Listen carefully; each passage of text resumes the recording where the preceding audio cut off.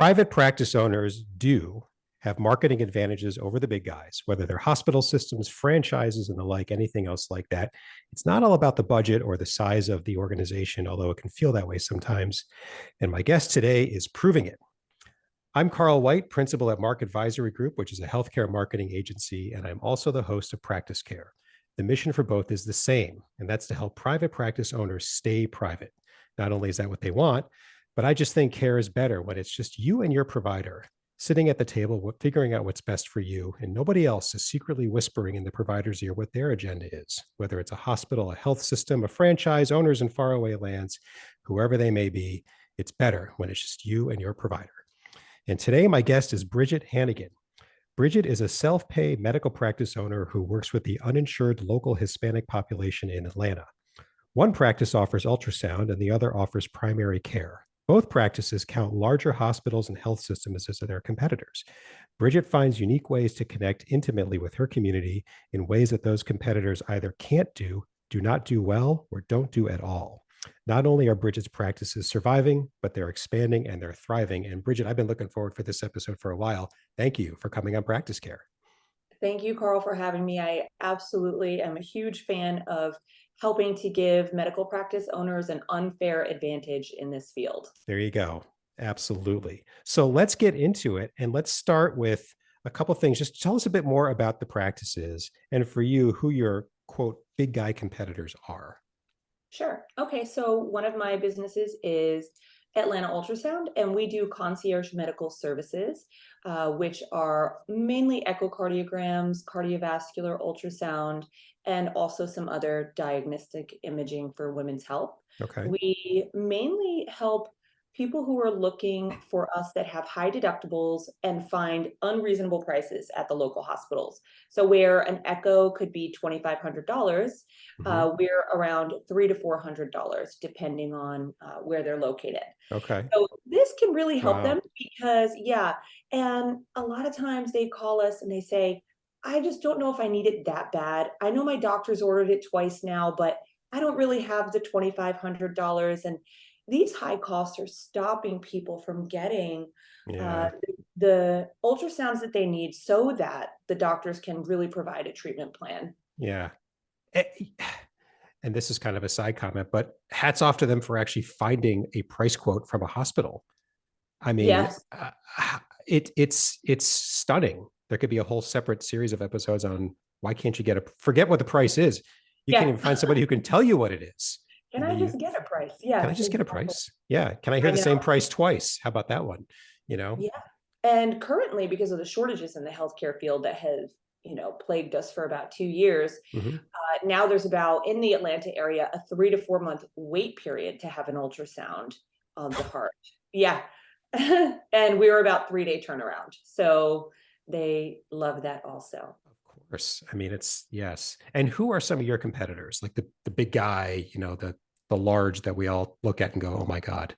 I really think our biggest competitor are like Northside Imaging, Emory, some of those local hospitals, Piedmont, because they tend to have these smaller satellite offices that do imaging, but they're still able to bill at hospital rates.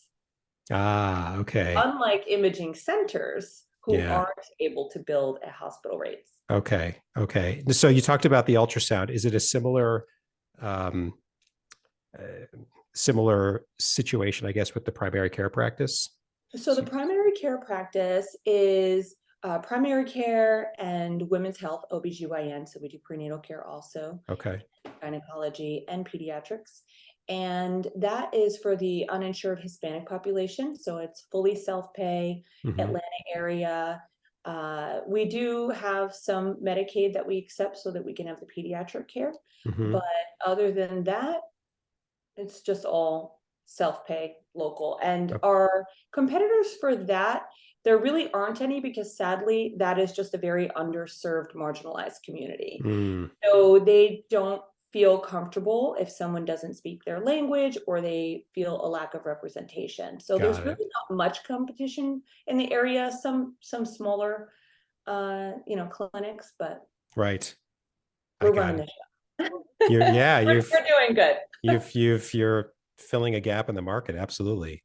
Um, so my next question is, when you compare, let's zero in on the ultrasound then, because it's more of like the competitive battle that we're talking about. What advantages do you feel you have over them to get new patients? I mean, already price and Mhm. turnaround sound like really big advantages. But when it comes to the marketing side of things, what do you see? Well, for one, it starts with the moment that they see our advertisement. Mhm. We are directly in touch. Sorry, Doug. We are directly in touch with our patients. So we know what their pain points are, and we're able to put that into our advertising. Where Northside Imaging might simply say, Northside Imaging, click here to make an appointment or call us. Mhm. We're saying, avoid high deductibles Mhm.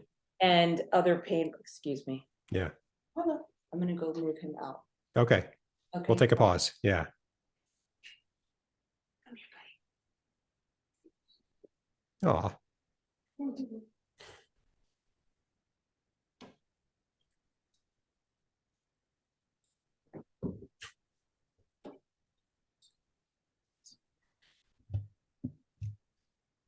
Okay. Much better. Okay. So we'll rewind a little bit. yeah. Let's go back to, I'll ask that question again. Okay, great. Yeah. Um, okay. So it leads me to a question of, what advantages do you see yourself having? I guess let's focus on the ultrasound side or the ultrasound business, because that's more like a classic kind of headbutting competition. What advantages do you feel you have over them to get more patients? I mean, you hit one of them or two of them already, is that, price and turnaround. But Sure. like on the marketing side, what do you see? So yes, the price and turnaround time is a great benefit to the patient and to the providers who are referring. And other than that, I would say from the first touch point, which is really the marketing, it's before they call us, Mhm. we understand the patient's pain points because we're in direct conversation with them. Where, the megalodons of marketing for hospitals are not. Megalodons. That's a new one. All right. So The they're marketing dinosaur, is that what that is? If I looked it up, the that megalodon, too. the That could extinct also be marketing said. dinosaur. Right. Because they're not really paying attention to exactly the patient's pain points and desires, which are, our ad, first thing you'll see it say is avoid high deductibles. Hmm. Can't get the echo because it's too expensive, things Yeah. like that. So we're directly touching on pain points versus Northside Imaging, which might say, call now. Yeah. Right? So Yeah. we need to position ourselves differently, and we can do that when we actually have time to talk to the patients to see why they chose us, what were their fears, what has been keeping them up at night, Hmm. Hmm. and we can put that into our materials. Other than that, when they call us, they speak to an actual sonographer. So that also makes them feel comfortable because Hmm. they have a lot of questions. Yeah. They're in a position of worry when they call. Yeah. Their doctor, when they're coming from these larger practices, like the hospital groups, their appointment is maybe 20 minutes, right? Hmm. You're not really getting a true family doctor appointment like we used to get in the 80s and 90s, where you can Yeah. be there for an hour, they remember you from 5 visits ago. You Yeah. don't have that anymore when you're dealing with these larger hospitalist groups. So Yeah. just being in touch with your patient and being a smaller practice gives you that advantage. And I don't want that to get minimized, because really what you've got is you've figured out a difference, like a different offering in your market. And for everybody listening, so when Bridgette says, our ad says, worried about the high cost, that the point is to generate a call so that you can explain the rest of what's different, but you've got the difference to begin with.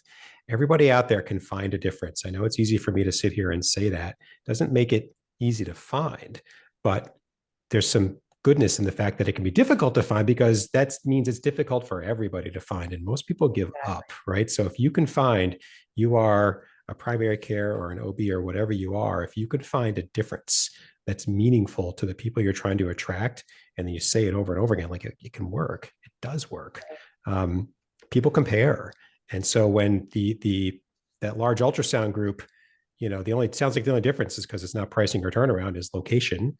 Um, doesn't really get you very far, right? It's not with the people that you're trying to attract, at least. So Right. find the difference, like keep hunting until you find it. Um, yeah, it's then you've got something to promote, right? A lot of people think marketing is promotion, but before this Right. promotion, you've got to have a difference. Otherwise, you're just one and the same, you know? And so, What yeah. doctors don't understand sometimes is that I hear doctors say all the time, I'm not good at sales. I don't like selling, but they don't realize that doctors are the best salespeople. If you can convince a patient, a person to take better care of their health and actually follow your action plan, that's the number one thing people don't want to do and Mm-hmm. don't want to be consistent with. If you can connect with that human so much that they're willing to follow along with any care plan that you suggest, that is selling, right? Because really you're just persuading them to take a positive action that they need to take in their Yeah. life. Yeah. And you have all the materials you need in that first conversation with your patient to decide how to market to them. So for the family practice that we have, instead of putting, I see ads on Facebook and on Google all the time, and it's like a picture of a group of doctors, and they'll say consultation, $99, like come on in, right? Or meet our doc. Nobody cares about somebody that they have There's connected with. They don't care. They not only care yet. about themselves. So Yes. instead, what we do, something we realize uh, people come in for a lot, right? A lot for us. So I say, okay, what's my number one selling appointment? Okay, when I'm marketing, let's say to women 30 to 40 years old, they want STD testing, right? So Okay. I start putting ads out there that are like this or that. This you could, it could be gonorrhea if Mm-hmm. these are your symptoms, chlamydia if these are your symptoms. So now somebody's looking at that. They didn't have to go search the information. I'm putting it right in front of them. Mm-hmm. It's a conversation they're already having in their brain, like what's going Mm-hmm. on with my body. And Mm-hmm. they start reading, and none of them are really clear on which one it Yeah. could be. You still need a consultation at the end of reading this ad, right? Yeah. But we have now positioned ourselves as the authority in our local community. Mm-hmm. And that's again what hospitals are not doing. If you can just think through who comes here the most and what are the first few questions they have that are most concerning to them, Yeah. and just put ads out there answering those questions, Yeah. you will have standing room only in your lobby. You will. I mean, I know nobody cares about the picture of the doctor yet. Nobody cares. They care about their problem. Eventually, they'll care about the doctor if they think the doctor is trustworthy. But what Right. you're pointing out is one way to build legitimate trust. I mean, and it's funny. You're right. Doctors, they hate sales. I'm terrible at sales. Mm-hmm. What you're doing is you're educating and say, hey, Right. if we caught your attention and this is on your mind, call us and we can help you. That's not selling. That's not the Right. kind of selling that turns people off of trying to get somebody to do something that they shouldn't do or wouldn't otherwise do. It's their Exactly. choice. You're like framing up a good choice Mm-hmm. rather than, you're going to die if you don't take care of this. Like that's what nobody wants to do or whatever it would be to be crossing a line. It's so true. Um, the funny thing about those doctor pictures, half the time it's like a stock image. It's not even the actual It people. is. It's like how do you make that worse? That's how you make it worse. How do you make that worse? They're not even you. Well, we couldn't gather them together. They're too busy to take a picture. So you pick. Yeah. All right. So yeah. So you kind of bled into the next question. I think you answered it. What are some ideas that work and why? And one of them is I call it like framing up a choice. If you have these symptoms, this might be something you want to deal with. You can call us, and we can help you deal with it. So education is one idea that works. And why? Because you're helping them figure out a problem. Are there other, ideas, like sort of marketing ideas that you found that worked? I think maybe in particular that you see, I don't think and you look at it and you go, I don't think the big guys could do that. And maybe why that is. Definitely. So there are a couple of things I've done now. If you have a local private practice, these have worked wonderful for me. I have put out, flyers or brochures with all of our information and promotions that we're running because we are a self-pay practice. So this Mhm, may work differently depending on your business model. mhm, But I've put together some marketing materials. And then I've gone to local real estate agents and local apartment complexes because they're always dealing with people who are new to the area, right? Yeah. So I just go in there and I talk to them about my practice and ask if they can put us into their welcome folder. Hmm. If they can put us into their welcome folder, we can offer a free consultation to their Yeah. management. Yeah. And they love that. They feel served. And also, they're happy to provide an additional resource without having to go and source it themselves. Yeah. And a good real estate agent is always going to have a list of your utility companies. Why not medical? Why not? Yeah. And it beats hunting down paying $250 a month for these little penny savers that never Oh, come through, you know? I look at them because I'm in marketing and I go, I suppose, I don't know. I like, Yeah. okay. But It's yeah, funny dude, as the other you're day we got for a dentist, and I'm telling you, you could have put any name on that beautiful, pricey double page 8.5 by 11 advertising this new dental practice. But honestly, any name of it, any dental practice could have been plucked in there and it would have made sense, which is the problem. yeah, It didn't stand out at exactly. all. I'm like, oh, okay. And I never, yeah, anyway, keep going. Sorry. Yeah, you have to stand out. You have to become the authority in your area. And the only way to do that really is to educate people and to also be out there and shaking hands with the community. So one thing we do is go around to the local realtors and we go around to the local apartment complexes. Okay, that puts us in front of the realtors themselves, who also have friends, family, who Yeah. are likely uninsured or have very high deductibles, right? Yeah. So, Yeah. and then also the apartment communities. And something that has worked very well for us that, again, the big guys do not want to do this. They absolutely won't do it. We go to local flea markets. Usually, if you live around a major city, you'll have one that's a little more upscale for a flea market. Yeah. You could do something like that. We have set up a booth outside. We've rented a booth permanently inside, and we will give free blood pressure screenings and blood sugar testing, glucose testing, and we always get 3 to 5 new patients from doing Hmm. that. We'll have about 42 people come up on Mm-hmm. average, Mm-hmm. and they'll get their blood pressure. While they're getting their blood pressure, the whole point is meet our staff, find out how welcoming we are, and they start asking questions. They're Mm-hmm. sitting there with this cuff and they're just waiting, and they're like, When they're well, supposed to be silent. is it normal to have headaches? Is it normal to do that? I know Yeah. it isn't. And they'll start talking, and it's nice. And what I find a lot too, men skip out on their health care more than anybody. Mm-hmm. And the wives drag their husband because they're like, oh, you can't say no now. It's Right. free. It's here. It's right here. Yeah. And we'll find we've actually had to send people directly to the hospital from the flea market. Wow. Yeah, we've had people with over 350 blood sugar. Wow. We've had people with extremely high blood pressure where Mm-hmm. we just say, really honestly, like you should go to the hospital. And they'll say, oh, it's because I've been walking. No, not not this time. And here's a flyer on how blood pressure works on your drive to the hospital. Yeah. Yeah, so you can really save lives through giving this Mm-hmm. basically preventative checkup. And what they do is they see that we care, they see we're in the community, they find out that there is an underlying problem. Mm-hmm. And not right away, but about 2, 3 weeks later, we see a turnaround where we have 5 new patients, and they'll Mm-hmm. say they have a different card. We give them from the flea market, so we Mm-hmm. know where they come from, right? Ah, We need data, smart so we tracking. have to know where Yes. they're coming from, right? It's like Yes. bringing in a penny saver coupon. Right.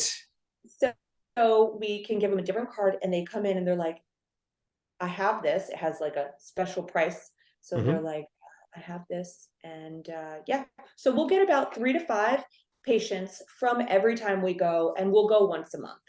You don't have to go every weekend. Sure. But if you do that in your business, those patients are going to end up bringing their families. They're going to end up referring their friends. You'll never know the lifetime value of a Yeah. patient through the It's true brand. because those five talk about you, right? And so eventually the Right. trackability goes away, but there's positive benefits. Mhm. Um, two follow questions on that. First, who do you recommend goes to these events? Because I'm picturing Okay. Dr. X might say, you there, nurse, or you front desk, go staff this thing. And that just seems to me Actually, like it's a missed. I would put my friendliest, most nurturing people.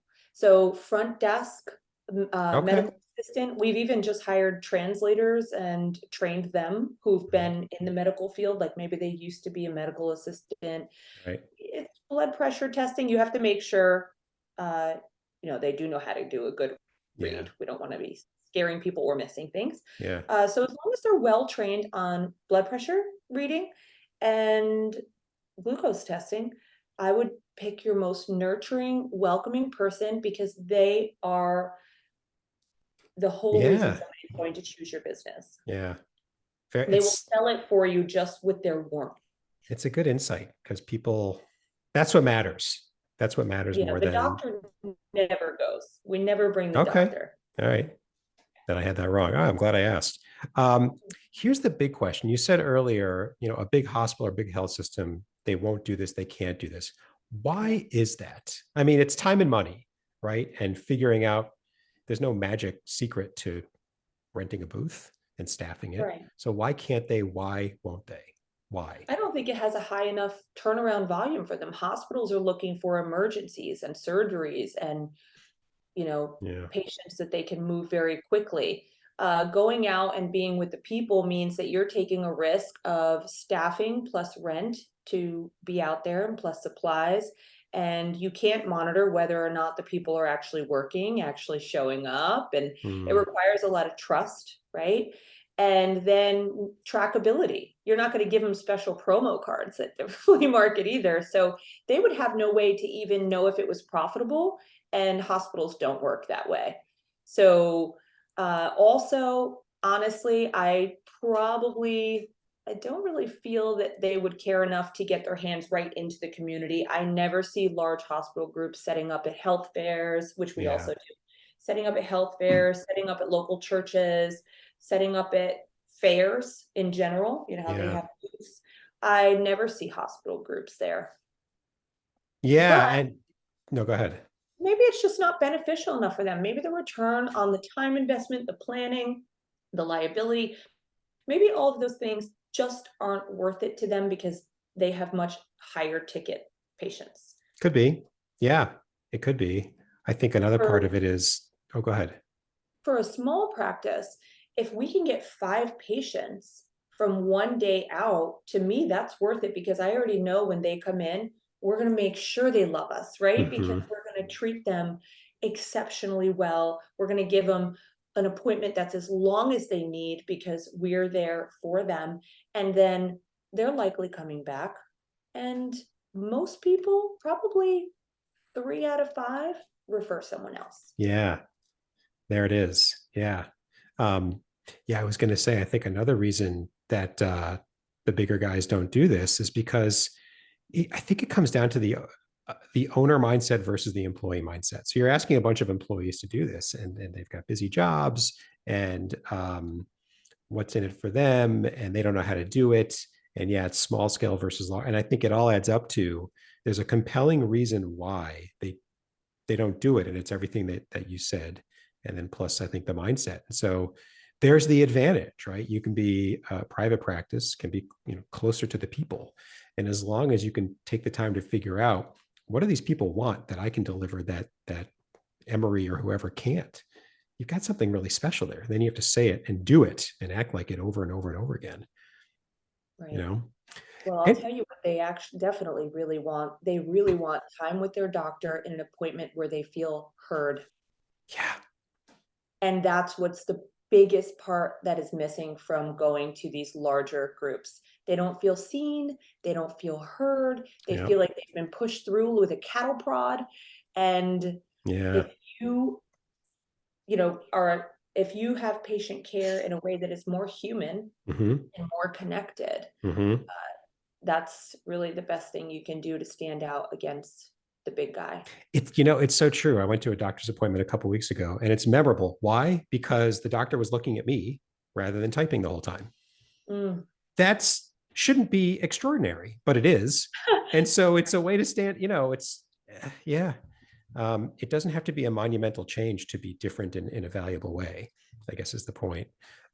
Anything that you've tried at the local level that didn't work, and maybe why? Yes, radio advertising. I Mm, don't feel that that works. However, that it depends on the type of practice you have. So maybe okay. it could.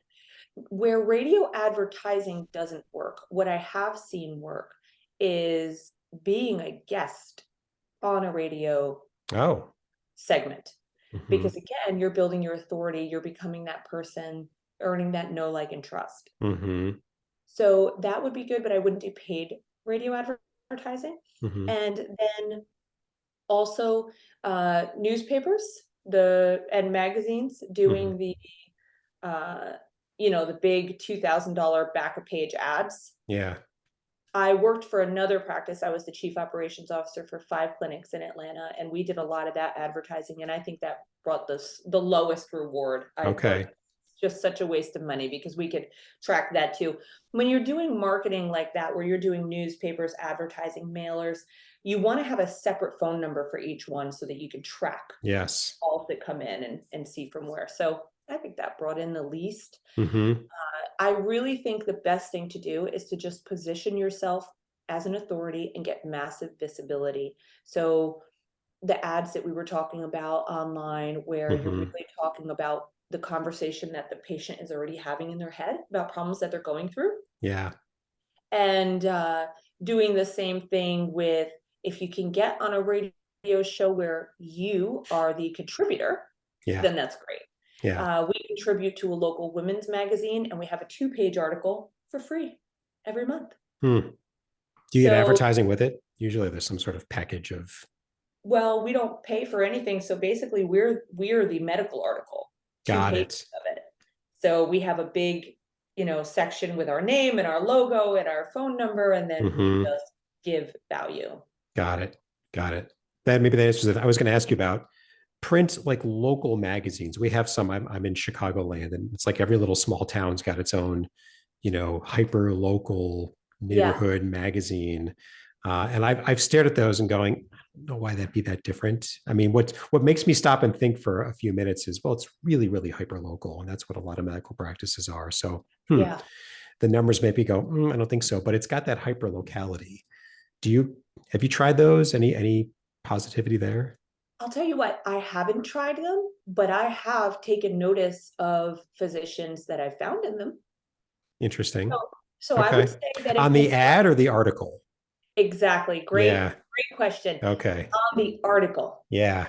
not on the ad, because on the ad, it's literally like, do you remember going to the diner 15 years ago and there were like 20 ads on the Yes. tabletop? Yes. God, that dates us. Yeah. So that's what it's like when you go through a magazine and then you see like 12 miniature ads on one page. I'm passing by them. Maybe one stands out to me. It usually has a house icon, and I'm like, oh, that's construction. The name doesn't stand out, nothing stands out. But if I see a half-page article or more, and Hmm. the headline is grabbing me and I read, suddenly that person has more professional weight in my mind. Yeah. I'm like, okay, well, this magazine asked them to do it, so they must be better than everyone Right. else already. Right. Right. Interesting. All right. So the world of print, it sounds like the world of print. I've had a couple clients, what do you think about direct mail? We've tried it. I'm like, look, it's got to be repetitive. If we're going to do once, save your money. It's not going to work. Right. So let's try to be repetitive. And then it was, I don't know, didn't really, it was more, I think, just to scratch the itch. Didn't, yeah, it hasn't been that often because it doesn't come up that often. And when it does, I say, look, we got to be repetitive. Jacks up the number. We can go find a quote. And they go, oh, well, maybe not. Or we could do months together of online stuff and just get a lot more Yeah. traction out of it. Yeah. Here's the thing I've noticed about the print. It's going to take you 6 months before you get any traction. Mm-hmm. So those average about somewhere between $1,300 and $2,200 for a local Mm-hmm. area. So you're spending a minimum of, let's say, $7,000 in 6 months. Mm-hmm. You could spend 3,500 on Facebook and Google ads in 6 months because it's very local, very small. Yeah. And you could literally set yourself up uh, with 5 story-based videos or written ads that are really positioning you as the authority. Like I was saying, like the gonorrhea versus chlamydia, which one could it be? Yeah. For echocardiogram, this one ad I had that did really well was this phone was ringing, and he was taking a shot on the golf course, and it said, "Your doctor's calling, wondering why you haven't gotten the echo yet." And I got like a lot of comments and stuff like that. Yeah. The guy's out playing golf and he's supposed to get it. Kind of just resonates Yeah. with the person. So Yeah. I think it's better to focus on building yourself as the authority, Hmm. having an unfair marketing advantage by outdoing every other medical practice near you. And you're going to do that by educating your patient, letting Hmm. them know who you are, what you stand for, Hmm. and Yeah. yeah. Yeah. Absolutely. And it sounds maybe the test is, should I think about that marketing tactic or not? Is in that tactic, could I position myself as an authority? Is there enough space and time to accomplish that? And if it looks like I'm not sure, you're probably right. So don't do it. Maybe it's that simple. Yeah, interesting. I love this conversation. We could go on for a long time, two marketing people kind of talking to each other. But in the interest of kind of bringing us to the finish line, a couple of kind of wrap up questions that I always ask. First one is there anything you think I should have asked you, but just didn't? That's a great question. Well, one, I think more doctors need to know how to incorporate self-pay into their business model. Mm, I think there's a large, well, I don't think, I know and am very well aware of for my both my businesses that have been open for 6 years, that there is a growing market of entrepreneurs and contractors and even professionals now who don't fall under the category where they can get free government health care, yeah, but also can't afford 800 to 1200 a month for an insurance plan. So this is people who forget the deductible, they can't even afford the insurance payment or aren't willing to invest in the yeah, insurance payment, right? yeah, Because with these $800 a month plans, you still have $5,000 yeah. deductible. Right. A lot of people That's just say just it's the right to not park in the worth parking it. lot. That's not the end of it, right? Yeah. Yeah. So if you're a family practice or a gynecology OBGYN, you can market self-pay annual physicals and exams, uh, you know, just regular checkups, and really fill your doors because 90% of my patients are self-pay. Hmm. And it's because we're filling a gap, and there's a huge gap out there that doctors are not tapping into, that hospitals definitely aren't tapping into, Yeah. because you can call 5 people there and not get a price. And if you handed them a credit card, they wouldn't know what to do with it. You know. Really? Yeah. Yeah. So I would say finding a system of what are your most profitable services Hmm. and putting together a cash-based self-pay offer for that. You Okay. know, I like that. Okay. That's a really good idea. every town could use that. You know, Yeah. if you call local doctors and ask if they even do have self-pay, it's between 1 and 300 a visit, but no one's promoting it. So Hmm. for people who don't have insurance, if they see it, they're most Yeah. likely going to choose you just because it's easy and it's there. Yeah. And it's on demand and it's ready. All Mhm. right. That's a really good one. And it kind of bleeds into the next question, which is, so people who are listening, practice owners who are listening to us talk, and you've caught their attention and they want to get going. As Mhm. soon as they're done listening, what are one or two tangible steps you would advise them to take, and maybe on the marketing side, that they could, get going on this as soon as they're done listening? Okay, so that's a great question. It depends on who you are and what you're most comfortable with. I would decide first, what am I comfortable with doing? Some doctors are not comfortable on video. They just don't Hmm. want to do it. And this isn't about twisting yourself into an uncomfortable place to get Yeah. yourself out there, right? Yeah. If you look like a deer on headlights on video, it's probably not going to connect with people Yeah. in a great God, he way. looks scared. Yeah. I think I'll Yeah. keep looking. Yeah. But something you could do is do a video recording and then just have it turned into an audio format. Ah, okay. So Simple. Yeah. it can easily be done. So you could just post something on audio. Mhm.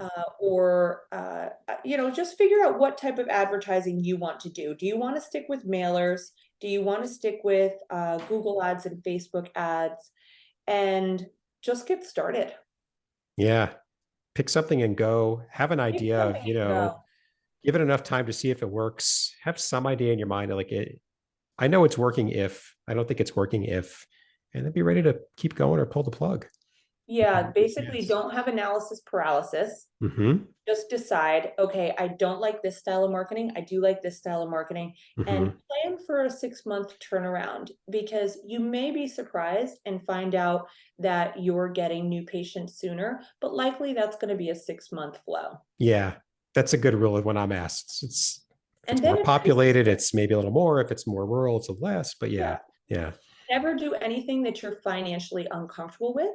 So Mm-hmm. if you're saying, I don't feel comfortable at this moment, if I got no patients for 3 months from it, I don't feel comfortable $2,000 a month in mailers, then simply don't do it. And find someone in your office or in your family who can set up some ads for you. Yeah. Just run those for 500 a month. You don't need an agency. Mm-hmm. You can do this on Mm-hmm. your own. You can. It's true. It's true. Yeah, like the money thing, it's a good one. I mean, maybe one of the other things to get going is the way I frame it up sometimes is, pick a number that if you were spending it every month for, let's say, 6 months, you would not lie awake worrying about it. Right. What's that ceiling for you? It doesn't mean you have to hit the ceiling, but that you'd be okay losing all of it, perhaps. Not that that's the hope or the plan, but it's one of the possible outcomes. So think about that. And then as long as you're saying, all right, we're really, the goal is, if no new patients, we've got a good understanding of why that didn't work. So you're smarter on the other end of it. It wasn't a total Yeah. loss. And then, all right, whatever we try next, let's learn from that. Right. Exactly. Interesting.